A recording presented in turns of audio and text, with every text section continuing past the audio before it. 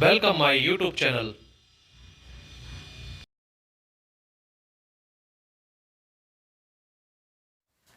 बच्चों, इस चैनल में आपका स्वागत है। इस चैनल में आपको मैथ के बेसिक कॉन्सेप्ट के बारे में बताया जा रहा है। ठीक है, जो बच्चे अपना मैथ का बेसिक कॉन्सेप्ट भूल गए हैं, ठीक है, वो इस माध्यम से, इस चैनल के माध्यम से उनको पढ़ सकते हैं और उनको अपने नोट्स में लिख भी सकते हैं और याद भी कर सकते हैं। ठीक है, और जो बच्चे 9th क्लास में हैं उनके लिए तो बहुत ज़रूरी है ये कॉन्सेप्ट। ठीक है, तो आज का हम पढ़ाएंगे परिमेय और परमेय संख्याओं को।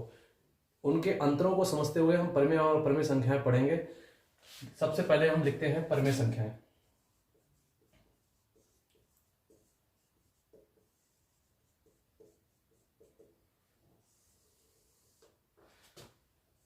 दूसरा है हमारा अपरिमेय संख्याएं।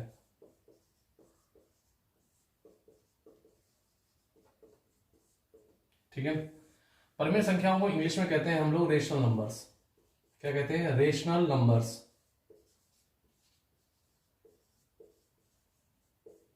इसको कहते हैं हम इरेशनल नंबर्स।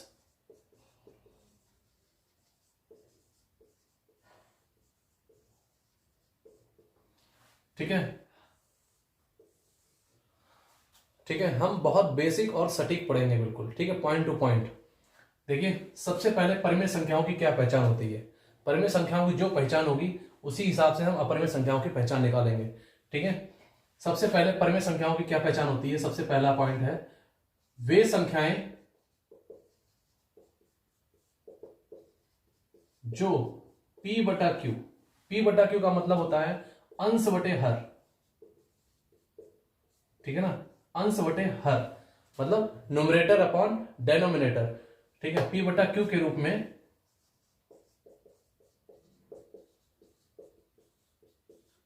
होती हैं वे सभी परिमेय संख्याएं कहलाती हैं। वे सभी क्या कहलाती हैं? परिमेय संख्याएं कहलाती है। ठीक है, वे सभी आपकी परिमेय संख्याएं कहलाती हैं। ठीक है, अब इसका डिफरेंस हम देखेंगे और इसकी पहचान भी देखेंगे इसके साथ में। ठीक है, वे संख्याएं जो P बटा Q, ठीक है, अंश बटा हर के रूप में ना हो, के रूप में ना हो और ना ही लिखी जा सकती हो।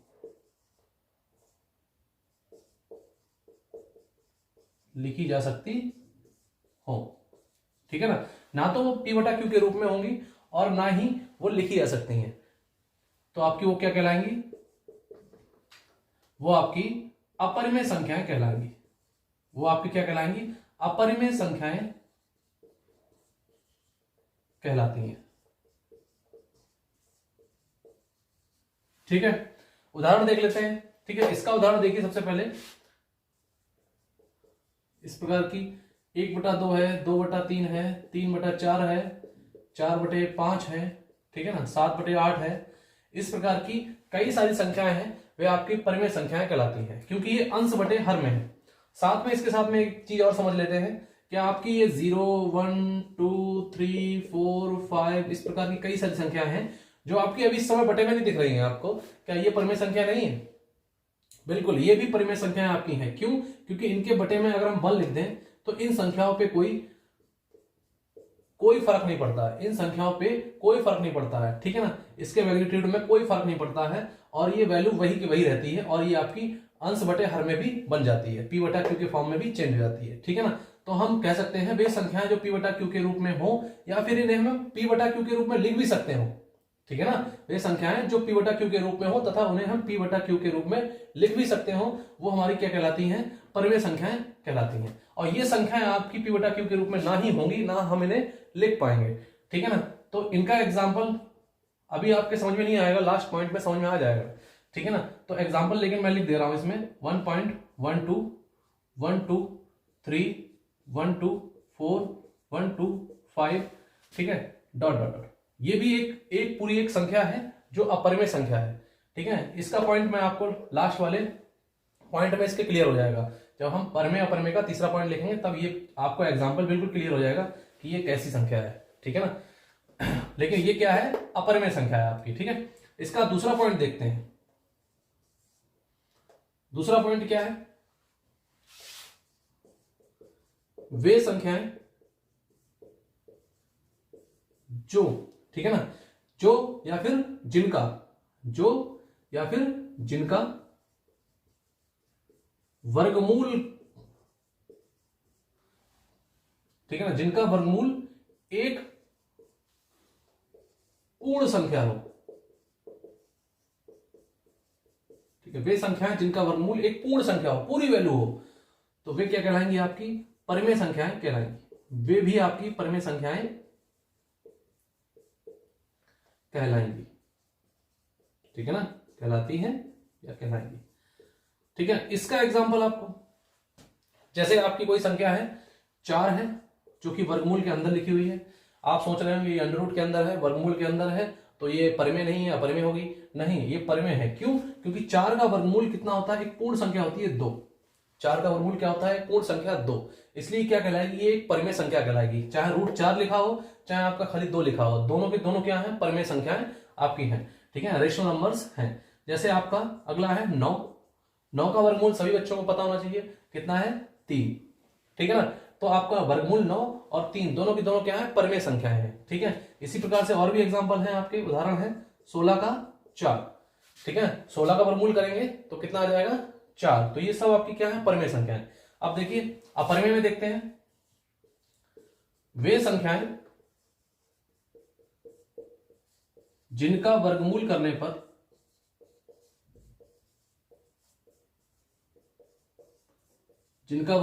पर क्या होता है, पूर्ण संख्या प्राप्त ना हो, पूर्ण संख्या प्राप्त ना हो। एग्जाम्पल आपको मैं देता हूं, जैसे √2 है, 2 का वर्गमूल करेंगे आप, इसका मान निकलेगा लेकिन दशमलव में निकलेगा, ठीक है ना, लगभग अप्रॉक्स 1.414 के आसपास आपका इसका क्या निकलेगा, वैल्यू निकलेगी, ठीक है ना, √2 की वैल्यू। इसी प्रकार से √3 है, इसका भी 1.732 के आसपास, ठीक है ना। अब 4 है, 4 नहीं है क्योंकि 4 का वर्गमूल कितना होता है, 2, एक पूर्ण संख्या। जो पूर्ण संख्या होगी वो आपका परिमेय में जाएगा, जो पूर्ण नहीं होगी वो अपरिमेय में चला जाएगा। इसी प्रकार से 5 है, ठीक है ना, कई सारे उदाहरण है, 5 है, 6 है, 7 है, ठीक है ना, 8 है, 9 नहीं है, 10 है, ठीक है ना, 11 है, 12 है, 13 है, ठीक है ना, 14 है, 15 है, ठीक है, 16 नहीं है, 17 है, क्योंकि 16 कहां लिखी है, आपकी परिमेय संख्याओं में लिखी है, ठीक है। ये 2 पॉइंट आपके क्लियर हो गए, 2 पॉइंट आपके क्लियर हो गए। अब देखिए इसका तीसरा पॉइंट, देखिए तीसरे पॉइंट से पहले हम इसके दोबारा एक बार रिव्यू कर लेते हैं, ठीक है, क्योंकि एक बार ये मिटा देंगे फिर ये वापस लाने में दिक्कत आएगी। देखिए वे संख्याएं जो P/Q के रूप में हो या फिर जिन्हें हम P/Q के रूप में चेंज कर सकते हो, बदल सकते हो, ठीक है ना, तो वो कैसी कहलाती हैं, परिमेय संख्याएं कहलाती हैं। सिंपली इसका क्या है, वे संख्याएं जो P/Q के रूप में ना हो और ना ही हम उन्हें चेंज कर सकते हैं, तो वो क्या कहलाएंगी, आपकी अपरिमेय संख्याएं कहलाएंगी। इसका दूसरा पॉइंट क्या है, वे संख्या जिनका वर्गमूल एक पूर्ण संख्या हो तथा, तो क्या कहलाती हैं, वे परिमेय संख्याएं कहलाती हैं। और वे संख्याएं जिनका वर्गमूल करने पर पूर्ण संख्या प्राप्त ना हो तो वो क्या कहलाएंगी, आपकी अपरिमेय संख्याएं कहलाएंगी। उसका उदाहरण सहित आपको मैंने बता दिया है, ठीक है। अब चलते हैं हम लोग तीसरे पॉइंट पर, तीसरे पॉइंट पर चलते हैं।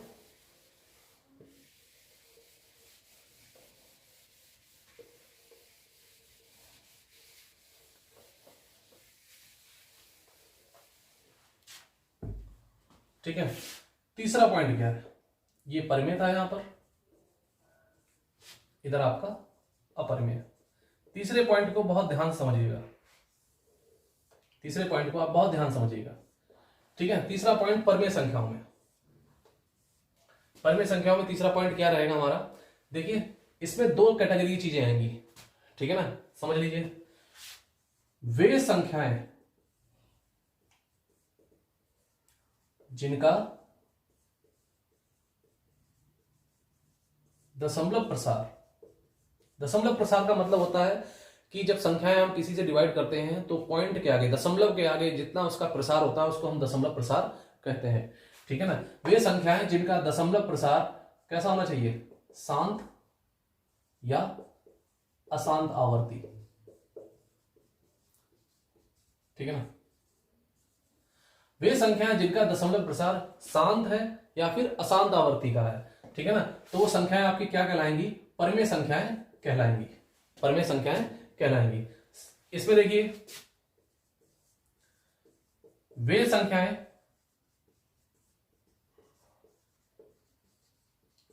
जिनका दशमलव प्रसार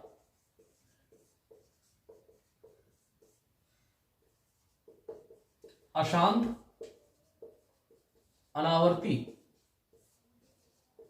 के प्रकार का है, ठीक है। वे संख्याएं जिनका दशमलव प्रसार अशांत अनावर्ती के प्रकार का है, अशांत अनावर्ती का है, तो क्या कहलाएंगी, अपरिमेय संख्याएं आपकी कहलाएंगी, ठीक है ना। इसमें 2 पॉइंट्स हैं, इनको ध्यान देना है, और इसमें केवल 1 पॉइंट है अशांत अनावर्ती, ठीक है ना। अब एग्जाम्पल देखिए, ठीक है, पॉइंट टू पॉइंट एग्जाम्पल देखिए। सबसे पहले आपको ये पता होना चाहिए शांत क्या होता है और अशांत आवर्ती क्या है, तभी तो पहचानेंगे कि परिमेय कौन सी है, ठीक है ना। शांत संख्याएं आपकी कौन सी है, एग्जाम्पल साथ में बताता हूं मैं। देखिए शांत की पहले डेफिनेशन हम देख लेते हैं। वे संख्याएं जिनका दशमलव प्रसार कैसा हो, निश्चित हो, कैसा होना चाहिए, निश्चित, निश्चित हो, ठीक है। एग्जाम्पल आप देख लेते हैं। जैसे जैसे हम किसी को भाग करते हैं, जैसे एक में हमने भाग किया, डिवाइड किया 5 से। अब 5 से हम डिवाइड करेंगे इसमें, तो डिवाइड कर लेते हैं। देखिए आपको डिवाइड से अच्छे से आता होगा। 5 से डिवाइड करेंगे 1 में, दशमलव लगाइए, डेसिमल लगाया 0, 5 2 जा 10, ठीक है। मतलब हमने देखा कि दशमलव के बाद एक निश्चित संख्या 2 आकर फिनिश हो गई, खत्म हो गई, ठीक है। इसी प्रकार से और एग्जांपल ले लेते हैं। जैसे हमने लिख लिया ऊपर 7/4, 7/4। अब 4 से भाग किया हमने 7 में, ठीक है। कौन सा उदाहरण लिया हमने, 7/4। 4 से भाग किया, 4 एकम 4, 3 आया, दशमलव लगाया 0 हो गया, 4 सत्ते 28, कितना आया, 2 आया, ठीक है, डेसिमल लगाया 0 हो गया, 4 पंजे 20, पूरा पूरा कैंसिल आउट, ठीक है। मतलब एक दशमलव के बाद एक निश्चित डिजिट तक, निश्चित स्थान तक क्या हो, उनका प्रसार हो, उनका प्रसार कैसा हो, निश्चित हो, निश्चित स्थान तक हो, तो वो आपकी संख्या कहलाती है शांत, ठीक है ना। आप दूसरे तरीके से याद कर सकते हैं कि जिन संख्याओं के दशमलव के बाद संख्याएं शांत हो जाए, ठीक है ना, दशमलव के बाद जो प्रसार है वो शांत हो जाए, तो वो कैसी संख्या कहलाएंगी, शांत कहलाएंगी, ठीक है ना। इनका दशमलव प्रसार क्या कहलाएगा, शांत कहलाएगा, ठीक है ना। अगला देखिए, इसमें क्या है, अशांत आवर्ती, अशांत आवर्ती, ठीक है ना, अशांत आवर्ती।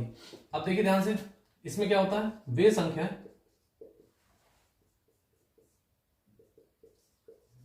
जिनका दशमलव प्रसार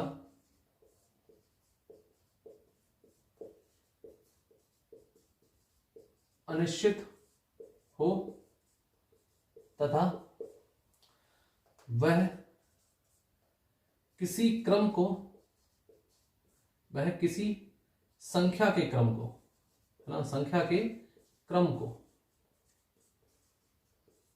बार बार दोहराता हो, दोहराता हो, तो आपका क्या कहलाएगा, अशांत आवर्ती कहलाएगा, अशांत आवर्ती। एग्जाम्पल देख लीजिए आप। जैसे आपने 10 में 3 से भाग किया, डिवाइड किया, ठीक है ना, 3 से भाग करिए आप, 3 3 3 9, 1 आया, डेसिमल लगाया, फिर 0 आ गया। देखिए जैसे 10 से शुरुआत हुई थी, फिर से 10 आ गया, 3 9, फिर 1 आया, डेसिमल लगाइए, 0 आ गया, फिर 10 आ गया। मतलब बार बार आपका 3 3 3 3 इसमें बढ़ता चला जाएगा। मतलब क्या हुआ, एक अनिश्चित है, ये अनंत काल तक जाएगा, अनिश्चित जाएगा, और साथ में डेसिमल के बाद 3 बार बार रिपीट हो रहा है, बार बार 3 रिपीट हो रहा है। इसको हम शॉर्टकट में लिख सकते हैं 3.3 के ऊपर बार उसके ऊपर लगा देते हैं, जो आपका बार बार दोहराया जाता है, उसके ऊपर हम बार लगा देते हैं संख्या, ठीक है। तो इस प्रकार की संख्याएं, आप कोई और उदाहरण ले सकते हैं इसमें। जैसे आप लिख लीजिए 5/9 ले लीजिए, ठीक है, 9 से भाग कर लीजिए, पॉइंट लगाया 0, 9 5 जा 45, फिर 5 आ गया, ठीक है ना। आप अपने आप भी उदाहरण लेके इसको चेक कर सकते हैं, ठीक है। डेसिमल लगाया, फिर ये 0, 9 5 जा, तो बार बार क्या है, 5 5 5 5 बार बार रिपीट होगा। इसका एक एग्जांपल क्या हो गया, 5/9। तो इस प्रकार की संख्याएं होती हैं आपकी, कैसी कराएंगी, अशांत आवर्ती, अशांत आवर्ती, ठीक है, 5/9, ठीक। तो इस प्रकार की अशांत आवर्ती और शांत, ये दोनों की दोनों संख्याएं आपकी किस में जाएंगी, आपकी परिमेय संख्याओं में जाएंगी, ठीक है। इसका उल्टा देखिए, इसमें लिखा है अशांत अनावर्ती,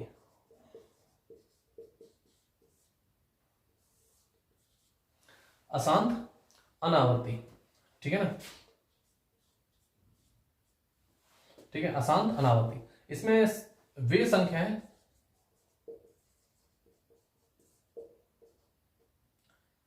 जिनका दशमलव प्रसार कैसा हो, अशांत, है ना, या फिर कह सकते हैं निश्चित ना हो, इनका भी उसी तरह रहेगा। वे संख्याएं जिनका दशमलव प्रसार निश्चित ना हो तथा संख्याओं का कोई भी क्रम बार बार ना दोहराया जाए, बार बार ना दोहराया जाए, ना दोहराया जाए, ठीक है ना, जाए, ठीक है। उदाहरण में आप जो आपने सबसे पहले उदाहरण लिया था पहले पॉइंट में, वही उदाहरण इसमें है, ठीक है ना।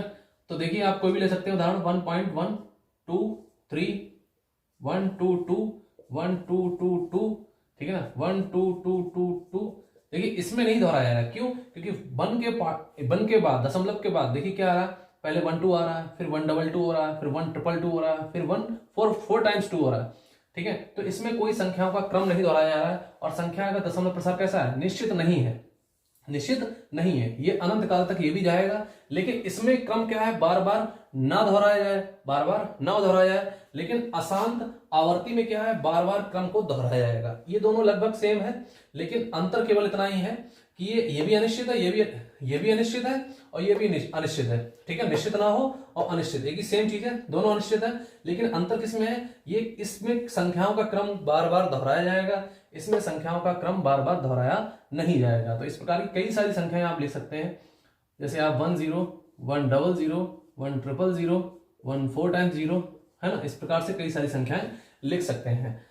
देखिए, और सीबीएसई बोर्ड्स वाले बच्चों के लिए जो संख्याएं शांत होती हैं उसको हम बोलते हैं इंग्लिश में टर्मिनेटिंग। आपने टर्मिनेटिंग तो सुना ही होगा, जो टर्मिनेटिंग नंबर्स होते हैं वो, ठीक है। अशांत आवर्ती को क्या बोलते हैं, नॉन टर्मिनेटिंग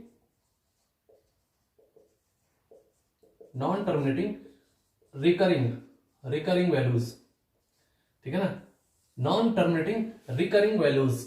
और इसमें क्या होता है, देखिए इसमें भी नॉन टर्मिनेटिंग, और क्या हो जाएगा, non recurring and non recurring या फिर नॉन रिपीटिंग वैल्यूज, ठीक है ना। ये आपका क्या हो जाएगा, नॉन टर्मिनेटिंग और साथ में रिकरिंग मतलब होता है रिपीट करना, रिपीटिंग, ठीक है ना। और इसमें नॉन रिकरिंग मतलब नॉन रिपीट ना होना वैल्यूज का, ठीक है। तो आज के लिए इस वीडियो में इतना ही। सभी बच्चे समझ रहे होंगे इस चीज को, ठीक है ना। और अपने नोट्स तैयार कर लीजिए और इस चैनल के माध्यम से पढ़ते रहिए, और मुझे सपोर्ट कीजिए और मेरे चैनल को सब्सक्राइब कीजिए, लाइक कीजिए, और अपने सभी बच्चों को, अपने दोस्तों को उनको शेयर कीजिए। धन्यवाद।